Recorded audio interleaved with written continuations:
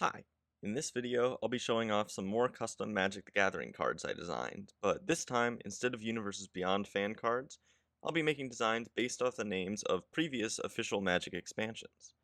Wizards of the Coast likes to occasionally design cards with the same name as previous expansions, such as Aether Revolt from Modern Horizons 3. They also do the opposite sometimes and make expansion sets named after previous cards, like with March of the Machine. Today, I took 4 different expansions from throughout Magic's history and tried to design a card based off the name and the context of the set's cards and mechanics. I hope you enjoy watching. Our first card is fittingly inspired by the first ever Magic the Gathering set, limited edition Alpha. Now, this expansion name is a lot more technical and devoid of flavor compared to most later expansion names. However, the word alpha is used for more than just denoting something as the first full version. Alpha wolves are a concept, even if it isn't actually the thing that happens in nature, really. Look it up, it's really interesting, the story behind how alpha wolves came about. That could be worked into a card, and green tended to have much better creatures than any of the other colors had back in the early days of Magic card design, so I made this. Limited Edition Alpha, a 5/5 wolf for only 3 green mana, but that mana has to come from forests or a Black Lotus. The mana restriction is to make sure it isn't too easy to splash this card into any deck, and there weren't any multicolored cards in Alpha either, so making this card very committed to the color green felt right.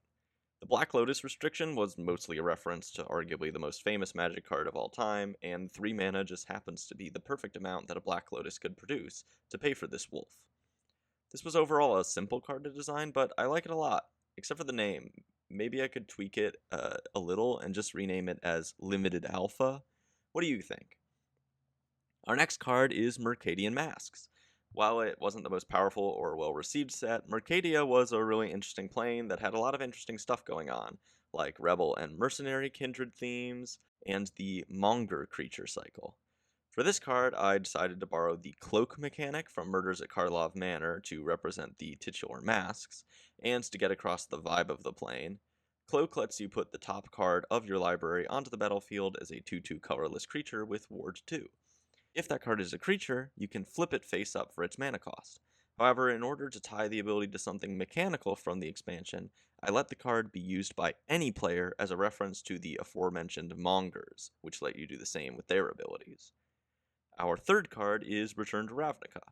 This was the start of the second ever Ravnica block, and rather than trying to wrestle with all the different guild mechanics involved in the block, I decided to keep things simple and design a spell that cared about multicolored spells generally.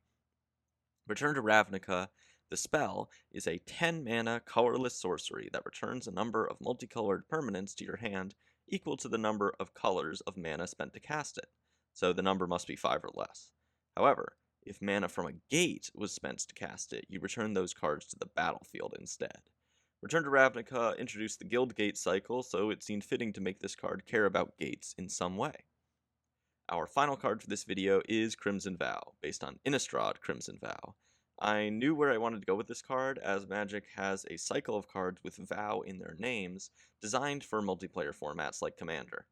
The Vow cards are all auras that buff a creature, provide some other effect, and prevent that creature from attacking you. Therefore, I made Crimson Vow do much the same, but instead of giving the enchanted creature a keyword mechanic of some kind, I made it give each other player, besides its controller, a blood token when it attacks. Blood tokens were another mechanic introduced in Crimson Vow, so it felt like a great way to include them. Commander players love their artifact tokens after all. That is all I have for this video today. I hope you enjoyed me doing something a little bit different. Yeah, let me know in the comments below. Thanks for watching.